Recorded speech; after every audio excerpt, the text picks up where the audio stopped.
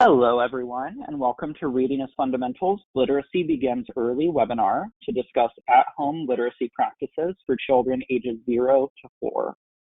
Everyone is muted for this presentation. If you have any questions, please direct them into the question box on your GoToWebinar control panel. We will be answering as many of the questions as we can at the end during the Q&A. Any questions that we can't get to during the presentation, we will follow up with answers in an email. Please note that this webinar is being recorded, and we will make a link with this recording available to all of you after the broadcast, along with a copy of the presentation. We are thrilled to have you to join us today. My name is Connor Brown, and I am RIF's Program Associate. I'll be leading the presentation today, along with my colleague, Erin Bailey, who serves as our Director of Programs and Content. So first today, we will introduce you to Reading as Fundamental. We'll then go into tips surrounding phonological awareness, concepts about print, and read aloud tips. From there, we'll walk you through additional resources that RIF has to offer. We'll save some time to take some questions. And following the Q&A session, we will model a sample read aloud. RIF was founded in 1966 and is the nation's leading voice for children's literacy. We are committed to a literate America and believe that every child deserves an opportunity to own books, learn how to read, and obtain the fundamental building blocks to achieve their highest potential. For more than 50 years, we've been providing quality content to make an impact and engage communities in promoting a lifelong love of reading among children. Historically, we have reached over 100 million children in all 50 states, DC, and US territories, distributing 422 million books at over 18,000 registered program sites, with the assistance of more than 1 million volunteers, teachers, and advocates all across the country. Now, I would like to introduce you to Erin Bailey, who's our Director of Programs and Content. Erin is a former classroom teacher, reading specialist, and ESL specialist. Erin is a doctoral candidate at the George Washington University and also serves as an adjunct professor at the Graduate School of Education and Human Development at GWU. Thanks, Connor. And in addition to that, I am a mom to my daughter, Ruth, who's 16 months old. So these tips, not only recommending to you, but I take them myself. So tonight we're here to talk about early literacy. And here's a little bit of background about why early literacy is so important. So first off, phonemic awareness, and that means the sounds that you can hear in spoken words, and letter recognition, which is when you know the names of the letters, are two of the best early predictors of reading success. Making connections between phonemic awareness, meaning the sounds, the letter names, and print is an important step in developing readers and writers. An additional importance is vocabulary. Children come to school knowing about 5,000 words through just exposure in the home and in your communities. And once a child enters school, they learn about 3,000 words per year. And all this research and practice has shown that reading aloud to children is the best way to prepare them for learning to read and modeling the joy of reading, which we're about at Reading as Fundamental. So when I was explaining why early literacy is important, I mentioned a term, phonemic awareness, which means the individual sounds in words.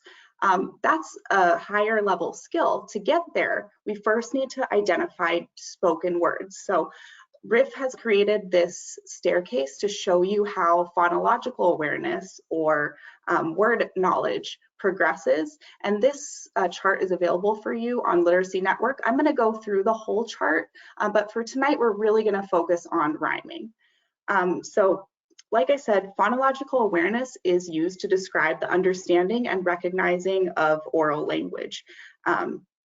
It starts with being able to break words into syllables. So you can see the example here, watermelon. Watermelon, the word, we should be able to clap out and know that there are 4 syllables, watermelon. And then moving up onto the next step there is rhyming. That's the ability to hear that words have the same ending sound clusters: dog, frog, log. You can hear that all of those end with the og sound. Now, importantly, words that rhyme don't always have to be spelled the same at the end. So for example, bear and chair rhyme because they both have that air sound at the end, but they're not spelled the same way. Moving up, the next skill is alliteration, which are words that start with the same sound. So silly, Sally sells salami. Same thing, it's the same sound, not necessarily the same letter. And all of these are things we're doing with our ears. Moving up, we're able to sort words by either beginning sound or ending sound. Beginning sound is an easier skill than ending sound, so you can start with that and move up. So here's an ending sound one. Bed, dad, and round all end with the d sound. And finally, being able to separate words into onset, which is the sounds before the vowel sound, and rhyme, which is the vowel cluster. So we have st, r, star. So you can see there that r is the rhyme and st is the sounds that came before the rhyme. As I mentioned, tonight we're really going to focus on rhyming because, as you saw from that staircase, it's one of the very first skills that we can build on. So we can start this really early with our children. Rhyming means words that have the same letter clusters or families at the end. And like I said, it's based on sound, not necessarily spelling, like my bear and chair example. The reason why we focus on rhyming is because it is a predictor of later reading success, although I will point out it's not as strong as a predictor as other phonological awareness skills that you saw on those ladders. It's developmentally easier than other language sound tasks, which is why it's towards the bottom of the staircase, and it helps children start to notice sounds in language.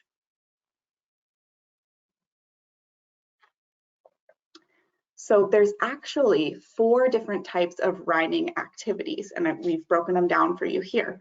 The first, starting off very young, as early as birth, is the ability to listen to rhymes. And this is really, really great for young children because even when they're born or even before they're born, they're starting to get to know the sound of your voice, and your voice is comforting to them.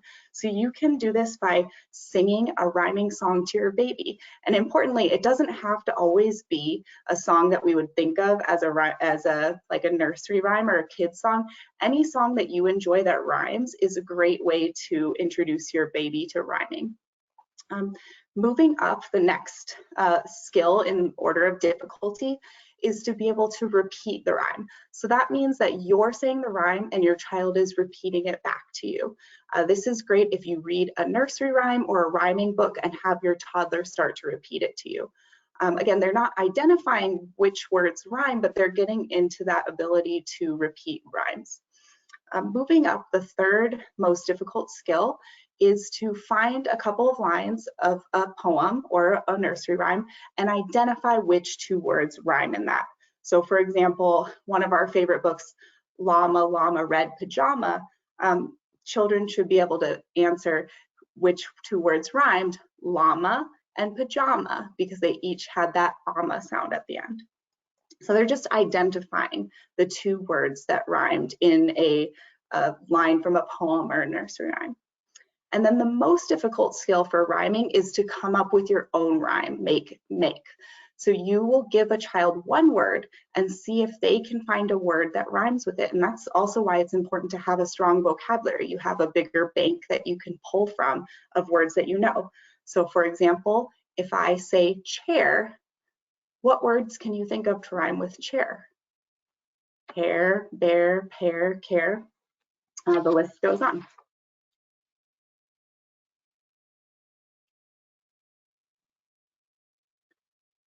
So these are materials that you received when you registered for the webinar, and they're also available for you online at Literacy Network.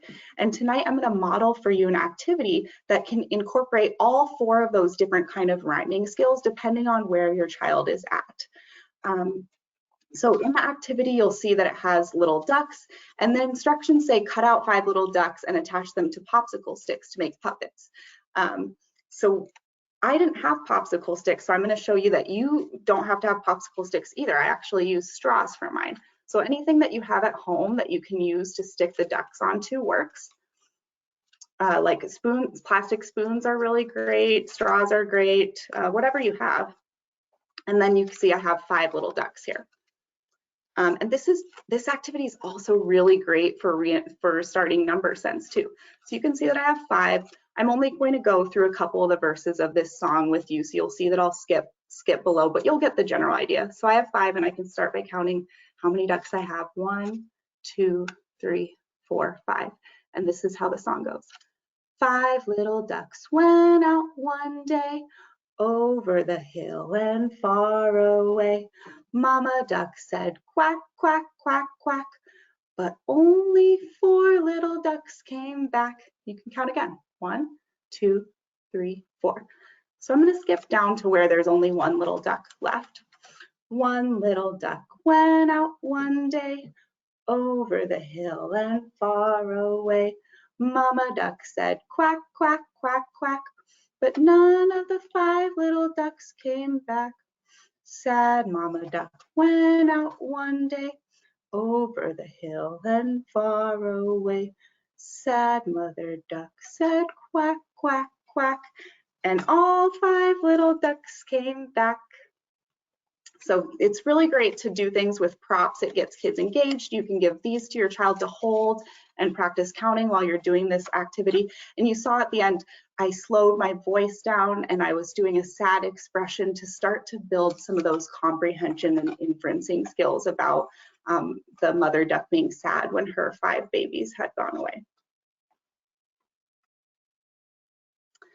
These are some great books that rhyme for you if you need recommendations. Any of the books by Julia Donaldson, like The Scarecrow's Wedding, and any of the books by Giles Andre, like this one, Barnyard Hullabaloo, are great rhyming books. These authors are very talented at writing books that rhyme. Chicka Chicka Boom Boom is great because it not only has rhyming words in it, but it also has the alphabet in it, so you can practice identifying letter names. Goodnight Moon is a classic rhyming book that many children like to go to read before they go to sleep.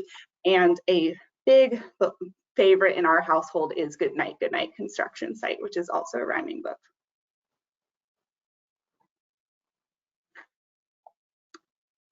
The next thing we're going to talk about is concepts about print. And these are a child's first introduction to literacy. It's the ability to understand that spoken language is made up of words and that these words can be written down. So they're connecting print to language to meaning. Other skills in concepts about print include print being read from left to right and top to bottom in English, and that each word as we read and point to is a spoken word, and that these are separated by spaces. And sometimes we hear that referred to as space reading. So understanding that in a sentence, a space indicates that it's a new word. Also the difference between letters and words. And most of these skills are mastered by the end of kindergarten. So it's great to start early with these.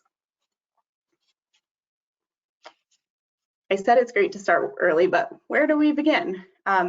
You see signs every day, and so does your little one. Every time they see a sign, believe it or not, they are reading. I bet for most of you, you could look at the bathroom sign without the word restroom under it and know that that means restroom. Same thing, if you saw a golden arch, you would know that it's McDonald's, and you would probably even know that green recycling sign. If it didn't say recycling, you've probably seen that sign enough to know that it means recycling. This is a child's first introduction to reading, and we call this environmental print. So things like signs, food labels, product labels, traffic signals, what it's making for the child is the connection between signs and meaning. And later they'll use that to help them with reading. So what can you do? Point out signs when you see them. If your child notices a sign and point it out, give them affirmation for that. Acknowledge them that they're able to read that sign. I absolutely believe in telling a child that they are a reader even before they're reading conventionally, because this affirms their reading identity. And if you're a busy parent like I am, you can't do all these things every day. Maybe you don't have time to cut out little ducks and sing songs, although I hope you do. The best thing that I can recommend is to just read out loud to your little one. Start small, find a time to build it into your daily routine. Just think about memories that you have from when you were a child. Do you remember one of your favorite books? Or how about a special toy that you used to hold while you were being read aloud to, or a special place in your house that you would sit when you read?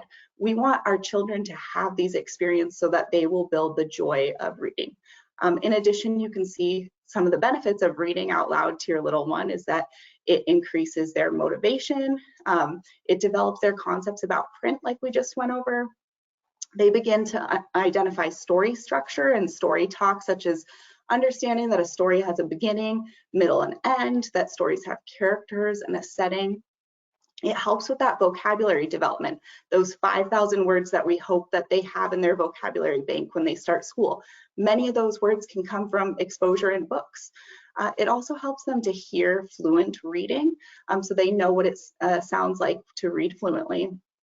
And it builds their background knowledge to prepare them for learning when they get to school.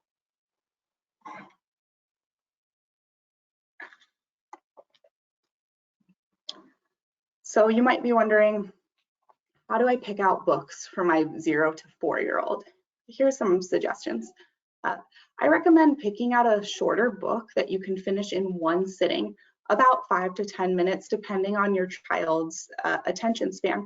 And if your child isn't interested in sitting down to read a book, that's okay. You can read aloud a book to them while they're doing something else so that they can start to hear the sound of your voice, or just put the book away if they're not interested. We don't want to make it an unpleasant experience for them. Pick out a simple plot that children can retell in their own words when they're getting old enough to do so. Pattern books are great with repetitive and predictable phrases. This book, an example here, We're Going on a Bear Hunt, has a very repetitive and predictable phrase that kids will start to repeat as they hear the books many times. Also, thinking back to that staircase of phonological awareness, books that already incorporate things like alliteration, rhyme, and onomatopoeia are all great for children.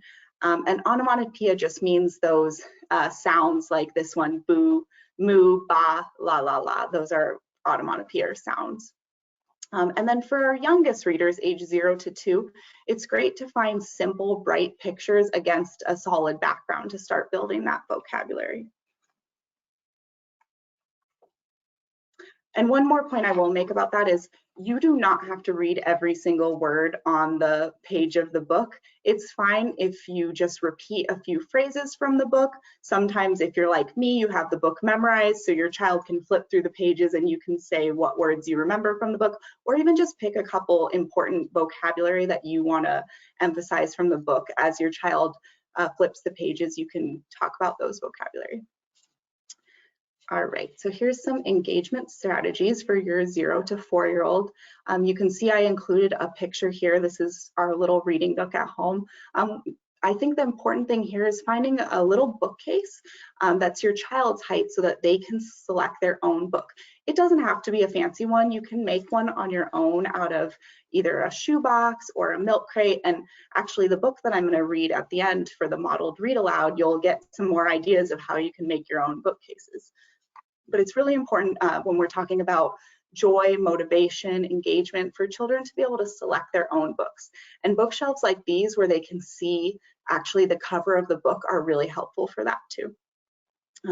It's okay to read the book again and again and again. If your child has a favorite book, that's fantastic. Your child will let you know when they've had enough of that book. Also, it's important to vary your voice to fit the characters in the story, and you can start to model that fluent reading so children can hear the expression in your voice that goes along with bringing the book to life.